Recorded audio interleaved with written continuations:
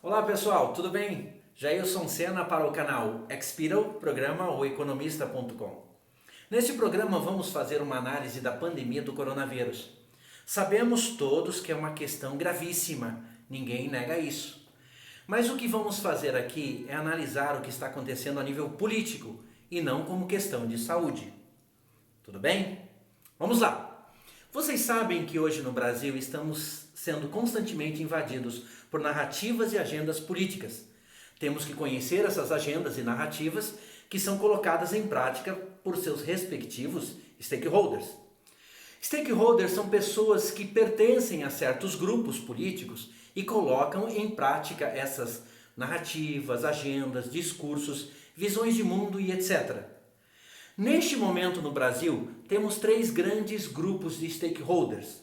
Temos o grupo da esquerda, o grupo do centro, uma força que poderíamos chamar de progressistas, e a terceira força, os conservadores.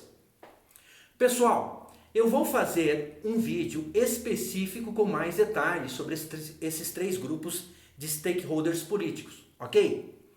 E essas três forças, esquerdistas, progressistas e conservadores, estão se degladiando no Brasil pelo poder em um cenário político bastante conturbado e que ficou mais conturbado ainda por conta da pandemia do coronavírus.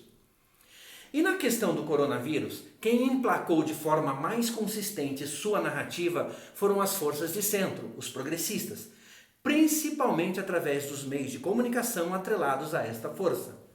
Essa narrativa foi implementada através de dois pilares. Primeiro pilar, implantação do medo. A estratégia do medo é uma das estratégias mais antigas. Ela é colocada em prática desde que o mundo é mundo. Então a estratégia de medo não é novidade nenhuma. Aliás, pessoal, vocês vão ver neste programa aqui que com relação a tudo o que vem acontecendo, não existe novidade nenhuma. É tudo uma repetição de coisas que você já andou vendo por aí. Por que você implanta o medo?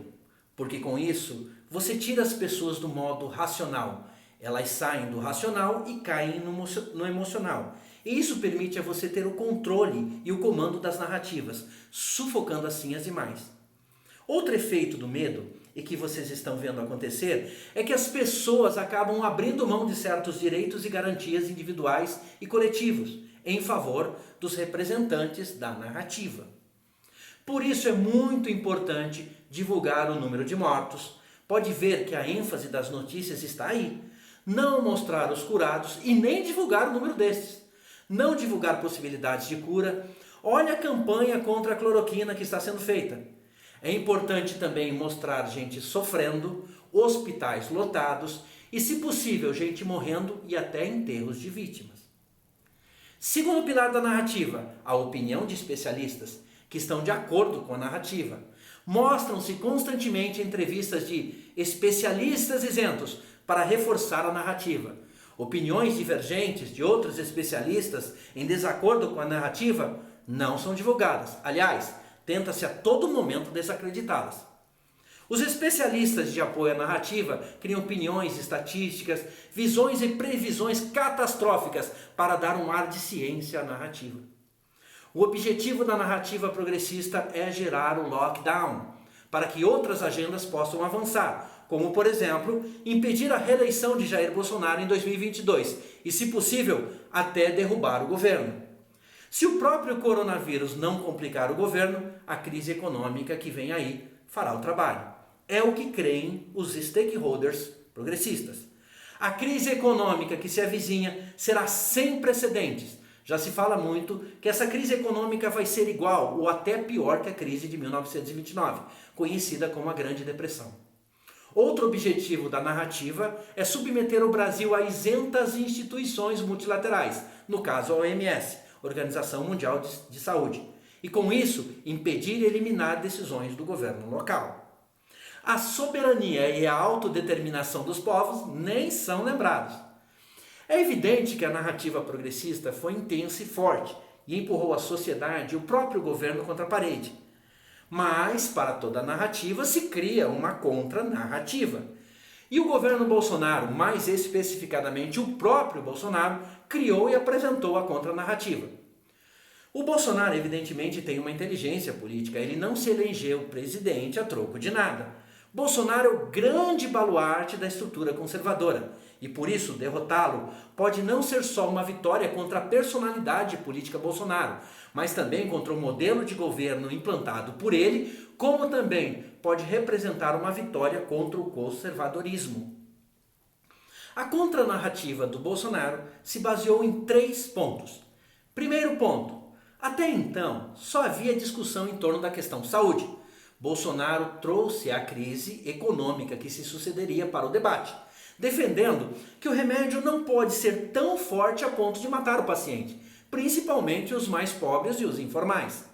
Os brasileiros mais pobres e os informais juntos formam a grande maioria da população. Olha só, pobres e informais juntos elegem um presidente facilmente.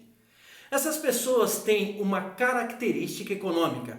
Eles não têm renda para mais que 30 dias sem trabalho. E olha que eu estou ainda dando uma boa exagerada. Segundo ponto, Bolsonaro apontou uma luz no fim do túnel. Deu esperança às pessoas. Passou a ser o garoto propaganda da cloroquina, que mais tarde haveria de compor um coquetel. Hidroxicloroquina, mais azitromicina, mais zinco. E esse coquetel tem virado a grande vedete da crise e vem apresentando resultados bastante eficientes no combate ao coronavírus. E nunca se viu um remédio tão combatido pela extrema imprensa na história. Tenho percebido que basta você falar em hidroxicloroquina que os progressistas já têm até urticária. Terceiro ponto, e não era para ser diferente, Bolsonaro colocou toda a estrutura do governo para atuar na crise do coronavírus, atacando ambos os aspectos, a saúde e o econômico, de maneira que várias ações foram tomadas nessas áreas para enfrentamento ao coronavírus. Como eu já disse aqui, tem que se reconhecer que a narrativa progressista foi bastante intensa e forte, quase uma campanha, empurrando o governo contra a parede, o chamando de irresponsável e incompetente. Aquele clima de impeachment foi novamente instalado, e líderes da esquerda até pediram a renúncia do presidente. E ao meu ver, isso comprova a guerra política em torno do coronavírus. Citamos agora fatos e eventos que ocorreram desde o início da crise para analisarmos para onde eles apontam. Primeiro fato, começou a haver uma crítica pesada à China, não só a partir do Brasil, mas a partir do mundo de forma geral, coisa que você não poderia fazer e de certa forma ainda não pode. Segundo fato, crítica também pesada à atuação da OMS, Organização Mundial de Saúde, principalmente na figura do seu presidente, o etíope Tedros Adhanom. A crítica foi tão pesada que o presidente americano Donald Trump, dos Estados Unidos, declarou que suspenderia o financiamento dos Estados Unidos à OMS. Terceiro fato, o coquetel hidroxicloroquina mais azitromicina mais zinco ganhou grande parte da guerra. Vários testes, inclusive internacionais, vêm atestando sua eficácia no combate ao coronavírus, sendo bastante utilizada principalmente na rede privada de saúde. Quarto fato, a situação dos brasileiros mais pobres ficando cada vez mais evidente e havendo certa resistência da sociedade contra políticos progressistas do lockdown. Quinto fato, pessoal, é evidente que essa pandemia é intensa e preocupante. Infelizmente, pessoas vão morrer. Mas os fatos evidenciam que o número de mortos não é nem perto do que os catastrofistas progressistas estimaram. Não estamos nem perto de atingir 1% do que eles previram. E o que esses fatos evidenciam? Ao meu ver, ocorre no momento, sem dúvida, um enfraquecimento da narrativa progressista. Ela perdeu força, principalmente baseada na chamada extrema imprensa. Movimentos sociais contrários à narrativa e em apoio ao presidente ajudaram no processo, fazendo com que o governo novamente tomasse comando das ações. Os progressistas se dizem amparados na ciência, mas com um pouco de análise você vê que, na verdade, a maioria dos seus atos são amparados em ideologias. Concluindo, pode ser, e essa é apenas uma previsão, isso é possível, pode ser que o governo Bolsonaro faça do limão uma boa limonada e saia dessa crise muito mais forte do que entrou. Repito, é possível. Há muita coisa a acontecer ainda. Isso é apenas uma previsão de futuro, porque vocês sabem, o futuro a Deus pertence. Mas uma coisa a gente já pode dizer com certeza sobre o futuro. Nós estaremos lá. Nós vamos sair dessa. Esse vírus progressista não vai nos derrotar. Hashtag simples assim. E o que você achou da opinião aqui exposta? Concorda com tudo que eu falei? Aqui vale discordar. Mande ver aí nos comentários. Valeu, pessoal, e até a próxima.